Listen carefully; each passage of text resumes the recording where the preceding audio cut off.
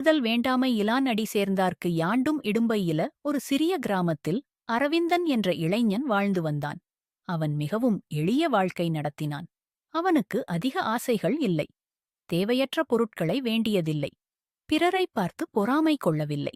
கிராமத்தில் பலர் செல்வம், புகழ், பதவி வேண்டும் என்று எப்போதும் கவலைப்பட்டார்கள். ஆனால் அரவிந்தன் மட்டும், எனக்கு தேவையானதை கடவுள் தருவார், ஆசையில்லாமல் வாழ்வதே அமைதி என்று நினைத்தான்.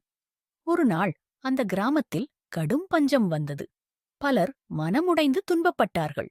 ஆனால் அரவிந்தன் கிடைத்ததை ஏற்றுக்கொண்டு பிறருக்கும் உதவினான். அவனுக்கு மன அமைதி இருந்தது.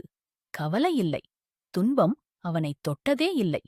அதை பார்த்த கிராமத்தார் கேட்டார்கள், உனக்கு ஏன் எப்போதும் அமைதி? அரவிந்தன் சிரித்துக்கொண்டு சொன்னான், ஆசையில்லாதவருக்கு துன்பம் எங்கிருந்து வரும்? ஆசை, வேண்டுதல் அதிகமானால் துன்பம் வரும். ஆசையில்லாமல் வாழ்ந்தால் வாழ்க்கை எளிதாகும். ஆசையற்ற உயர்ந்தவர்களின் பாதையை பின்பற்றுபவர்களுக்கு எந்த காலத்திலும் துன்பமில்லை.